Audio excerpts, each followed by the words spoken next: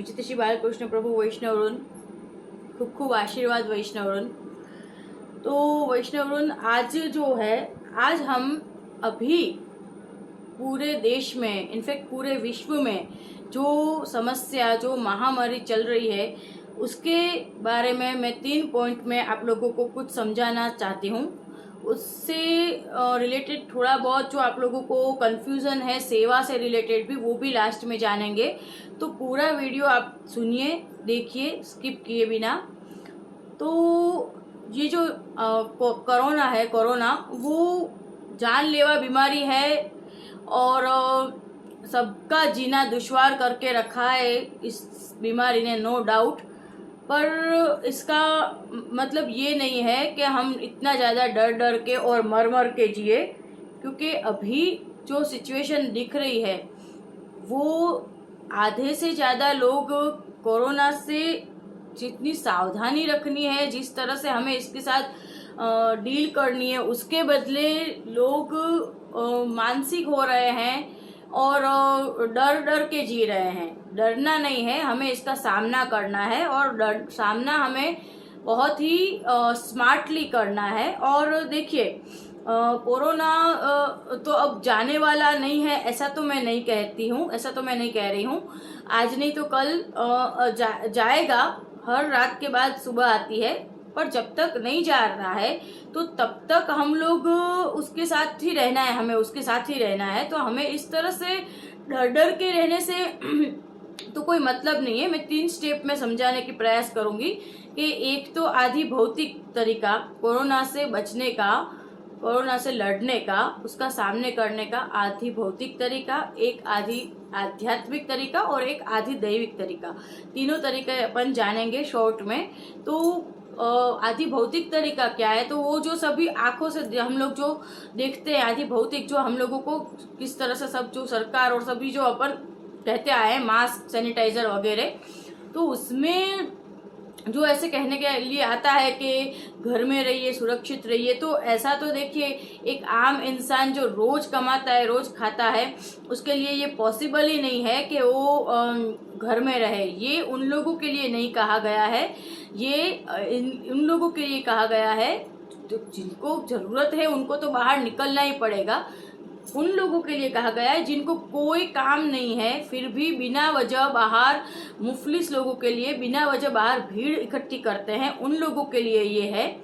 बराबर है। तो कोरोना के साथ हमें कैसे डील करनी है कि डिसिप्लिन से बाहर निकलो, बहुत ज़रूरत हो तभी बाहर निकलो, भीड़ इकट्ठी मत करो। और जो लोग जो सोशल चीज़ें, जो जगह है, मंदिर है वगैरह, वो भी बिल्कुल ही बंद ना हो जाए, इसके लिए आप लोग ऐसे डिसिप्लिन से रहो। दूसरा मैनर्स से काम करो कि भाई सैनिटाइज यूज़ करना है तो सैनिटाइज यूज़ करना है, इतना पता है। कब यूज़ करना है किसी को पता ही नहीं है। मास्क पहनना है पर मास्क कैसे पहनना है वो पता ही नहीं है। मास्क पहनते हैं तो कैसे पहनते हैं, मास्क है पर नाक के नीचे मास्क है, नाक तो खुली ही रहती है। तो आधे से ज़्यादा अपन देखा जाता है प्रायः जब भी मैं भी बाहर कभी कुछ ज़रूरत से निकलना पड़ता है, मेडिकल स्टोर है, बैंक है, तो वहाँ पे ऐसे मास्क तो नीचे होता है, तो ऐसे मास्क पहनने का कोई मतलब नहीं है। दूसरा वही का वही मास्क आप पहनते जा रहे हो, मास्क को भी वॉश करो, उसको भी सैनिटाइज की ज़रूरत होती है, मास्क को भी सैनिटाइज की ज़रूरत होती है। ये सब बेसिक चीज़ें पकड़ के चलो।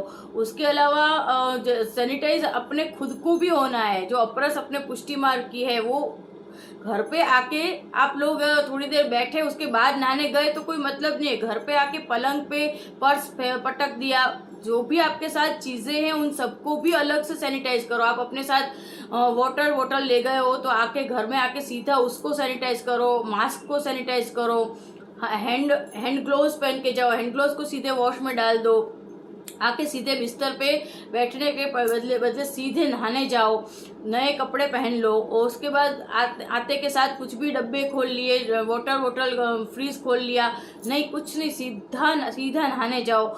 ये सब चीज़ें, इसको कहते हैं सैनिटाइज होना। ये नहीं कि बस सिर्फ हाथ में सैनिटाइजर लगा लिया बस, इसको सैनिटाइज होना नहीं कहते हैं। उसके अलावा हमें खुद को और हमारी सब चीज़ों को भी सैनिटाइज मेंटेन रखना है, उसको सैनिटाइज होना कहते हैं। दूसरा सोशल डिस्टेंसिंग रखो, रखो। ऐसा नहीं है कि बस कोरोना जैसे ही ठंडा हुआ थोड़ा बहुत तो फिर से सोशल डिस्टेंसिंग बंद कर दिया। डिसिप्लिन से, मैनर्स से, सोशल डिस्टेंसिंग के साथ ही सब कुछ काम करो, और बहुत ज़रूरत है तभी बाहर निकलो। और उसके अलावा मास्क, सैनिटाइजर, ये सब जो है वो आधी भौतिक प्रोसेस है कोरोना से लड़ने के लिए। अब कोरोना से लड़ने के लिए आध्यात्मिक प्रोसेस क्या है? तो कोरोना से लड़ने के लिए आध्यात्मिक प्रोसेस ये है कि आप लोग पॉजिटिव सोचो। देखिए, ये यूनिवर्स साइंस है कि जैसा हम लोग सोचेंगे वैसा ही निर्मित होगा, वैसा ही हमारे आसपास वातावरण नहीं भी बनता होगा तो बनेगा। हर कोई बस अरे मेरे परिवार में हुआ तो मुझे भी हो जाएगा, तो अरे मेरी पड़ोस में हुआ तो मुझे भी हो जाएगा, तो अरे क्यों होगा भाई? तुम लोग सेफ रहो, तुम लोग सब चीजों का ध्यान रखोगे तो तुमको क्यों होगा? नेगेटिव सोच के नहीं होता होगा तो भी तुम अपने पास उसको बुला रहे हो। तो आध्यात्मिक लेवल पे हमें कोरोना से कैसे लड़ना है कि हमें पॉजिटिव सोचना है, कि हमें हमेशा पॉजिटिव रहना है कि नहीं जी, पूरा देश इससे क्लीन हो जाए। देश के लिए भी पॉजिटिव सोचो, पूरा देश इससे, पूरा विश्व, पूरा यूनिवर्स इस महामारी से छुटकारा बहुत ही जल्द पा लेगा। कब जाएगा पता नहीं, क्या, क्यों, कैसे, ये सब नहीं, पॉजिटिव सोचो। बहुत ही जल्द इससे हमें छुटकारा मिल जाएगा। बहुत ही जल्द नहीं बल्कि छुटकारा मिल चुका है। कोरोना चला गया है, कोरोना है ही नहीं, ऐसा अफर्मेशन हर इंसान को करना है। और अपने खुद के लिए तो भी ऐसे ही सोचो कि नहीं, मेरे पास ये आ ही नहीं सकता है क्योंकि मैं सेफ रहती हूँ, सावधान रहती हूँ। तो ये आध्यात्मिक तरीका हुआ कोरोना से बचने के लिए, बराबर है। और आधी दैविक तरीका क्या है कोरोना से बचने के लिए? तो देखिए, धर्म, वैष्णव लोग को तो आस्था होती ही है, वैष्णव लोगों की बात नहीं, ये पूरा जनरली सभी देख रहे हैं अगर वीडियो। तो देखिए, जो लोग धर्म को नहीं मानते हैं, धर्म को डिनाई नहीं कर सकते हो, धर्म है तो है, बराबर है। अगर जो लोग धर्म को अंधश्रद्धा कहते हैं, मेरे हिसाब से वो लोग खुद अंधे हैं जो लोग धर्म को अंधा कहते हैं। धर्म के मार्ग पे चलो, सच्चाई के मार्ग पे चलो, सत्कर्म करो, बराबर है, इस तरह से। और धर्म का मार्ग का मतलब हुआ सत्कर्म भी करो, और जितना हो सके उतना जो भी आपके जो भी इष्ट देव है, मैं ऐसा नहीं कह रही हूँ कि भाई आप श्रीनाथ जी का ही पाठ करो या श्रीनाथ जी की सेवा करो, ये तो वैष्णव के लिए है। वैष्णव को तो यमुना जी, महाप्रभु जी, श्रीनाथ जी का ही आश्रय करना है। पर फिर भी उसके अलावा भी विश्व में जो भी जिसको मानता है, क्रिश्चियन अपने भगवान को, मुस्लिम इस्लामिक धर्म वाले अपने भगवान को, कोई किसी देवी देवता को, कोई स्वामीनारायण को, कोई शंकर को, व्हाटएवर जो भी आपके इष्ट देव है उसका आश्रय करो, उसकी भक्ति करो, उनका जितना हो सके उतना उनके मंत्रों का जाप करो आप लोग। उससे आप लोगों की एक आधी दैविक स्ट्रेंथ बढ़ेगी, एक प्रोटेक्शन मिलता है। This is a one type of immunity power, रोग प्रतिकारक शक्ति। रोग प्रतिकारक शक्ति कोई हम सिर्फ मेडिसिन लेते हैं उससे ही नहीं मिलती है। इन सब चीज़ों में भी पॉजिटिव थॉट्स, और इन सब चीज़ों में पाठ, धर्म, जप, तप, व्रत, इन सब में भी कमाल का इम्यूनिटी पावर होता है। तो ये सब करिए। तो ये हुआ आदि दैविक तरीका कोरोना से बचने के लिए। ये नहीं मतलब कह रही हूँ कि भाई धर्म मतलब आप लोग मंदिर में चले जाओ दर्शन करने के लिए। अभी ये जो सिचुएशन है तो आप घर में रह के गृह सेवा करो, जो भी है आप लोग अपने घर में रह के आप अपने भगवान को की भक्ति करो। पर ये भी एक है, ये तीनों को मिला के आप लोग जब कोरोना से लड़ोगे तो कोरोना नहीं भाग भी रहा है भी तो भी हम उसके साथ भी जी सकते हैं। ऐसा कुछ नहीं है, हाँ टफ है, ऐसा नहीं है, बहुत रिस्की है, पर फिर भी हम लोग इसके साथ 80% इन सब चीज़ों के साथ रहते हुए लड़ सकते हैं। दूसरा एक सबसे बड़ी प्रॉब्लम क्या हो जाती है कि क्यों होता है कोरोना, कि जिसको हो भी जाता है तो वो डर के मारे उसको वो टेस्ट ही नहीं करवाता है कि नहीं मुझे होगा तो, और होता भी है, पता भी चल जाता है, वो दूसरा सामने वाले को बताता नहीं है कि मुझे कोरोना है। उसकी वजह से दूसरा सामने वाला भी बेचारा चपेट में आ जाता है। ऐसा तो कृपा करके बिल्कुल ना करें। अगर आपको हो गया है तो तुरंत ही आइसोलेट हो जाइए। आपके परिवार के साथ साथ देश के सभी नागरिक की तंदुरुस्ती आपकी जिम्मेदारी है। सिर्फ अपने बारे में नहीं सोचना है ये कोरोना के चलते हमें।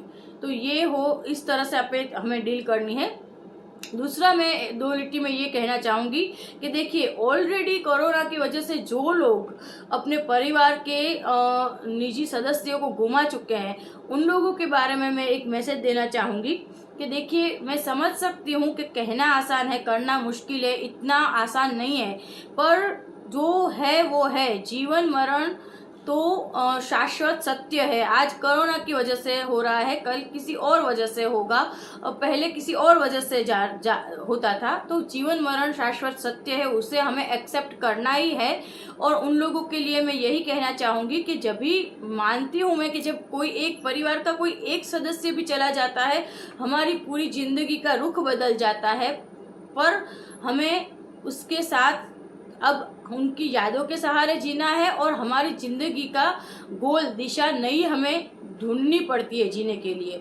तो उन सभी को जीने की शक्ति मिले, बल मिले, ऐसे मेरे आशीर्वाद है। ऑलरेडी जो लोग कोरोना से डर रहे हैं और कोरोना के बीच में जी रहे हैं, उन लोगों को मैंने जैसे कहा वैसे समझदारी से, हिम्मत से जीने की ताकत मिले, ये मेरे आशीर्वाद है, शुभकामनाएं हैं। और तीसरा, अब जो मेन क्वेश्चन है वैष्णवों का कि भाई बहू जी, कोरोना हमारे फैमिली में जो वैष्णव, जो मेन सदस्य जो है जो सेवा करता है, उसी को ही कोरोना हो जाए तो वो क्या सेवा कर सकता है फिर ठाकुर जी की कोरोना के साथ, या फिर उसको किसी और को ठाकुर जी पधरा देने पड़ते हैं। तो देखिए, ये तो मैं आपको समझाऊं कि ब्रह्म को कोरोना या किसी भी रोग से कोई लेना देना नहीं है।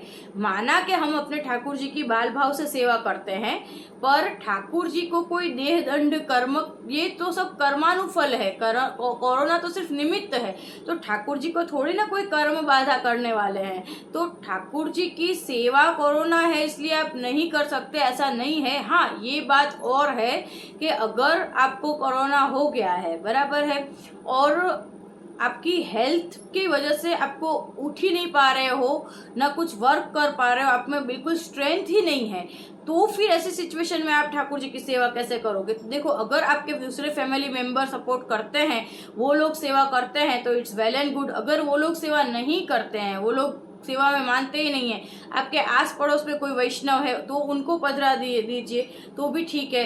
पर अगर कहीं पे कोई सिचुएशन नहीं है और आप भी उठ भी नहीं पा रहे हो, तो मेरा आपको ये सजेशन रहेगा कि देखो, रमता लाला वालों के लिए मैं नहीं कह रही हूँ, पर पुष्टाए हुए ठाकुर जी जिनके हैं, तो उनको पूरी अष्टयाम की सेवा करने का मैं नहीं बोल रही हूँ।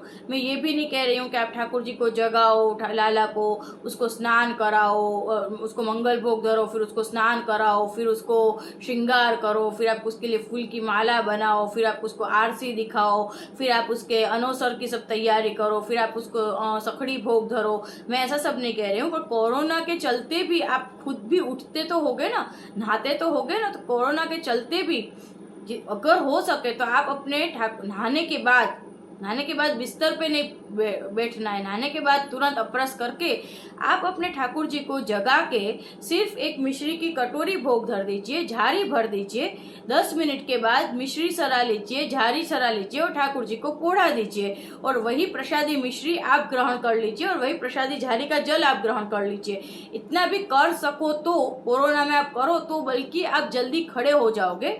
तो कोरोना के साथ ठाकुर जी की सेवा नहीं कर सकते हैं कि ठाकुर जी को कोरोना लग जाएगा, ये कोई लॉजिक नहीं है, और नहीं कर सकते ऐसा कुछ नहीं है। अगर आपसे उठा बैठा जा रहा है तो आप कर पा रहे हो, तो आप लोगों को इतनी सेवा जरूर करनी चाहिए कोरोना के साथ भी। तो ठीक है वैष्णवों, और इस तरह से अपने आप को मानसिक मत बना दो कि हमको भी हो जाएगा तो हमको भी हो जाएगा। तो मैंने जैसे समझाया उस तरह से समझदारी से, जागरूकता से कोरोना के साथ डील करिए, और सभी खुश रहिए, सेफ रहिए, और ऐसी ही मन में से हर पल शुभकामनाएं निकलती है कि बहुत ही जल्द सब कुछ ठीक हो जाएगा। और हर पर्सन को यही सोचना है कि ये बहुत जल्दी चला जाएगा, इनफैक्ट चला गया है। तो पॉजिटिव थॉट्स भी बहुत वर्क करती है, और हर पर्सन मिल के पॉजिटिव अफर्मेशन करेगा, पॉजिटिव सोचेगा, तो जरूर ये चला जाएगा। पॉजिटिव सोचेगा, हर पर्सन भीड़ नहीं इकट्ठी करेगा, हर पर्सन सैनिटाइज रहेगा, हर पर्सन धर्म के मार्ग पे चलेगा, हर पर्सन आधि दैविक, आध्यात्मिक और आधि भौतिक तीनों तरीके से इससे डील करेगा, तो इसको जाना ही होगा। ठीक है वैष्णव, खूब खूब आशीर्वाद।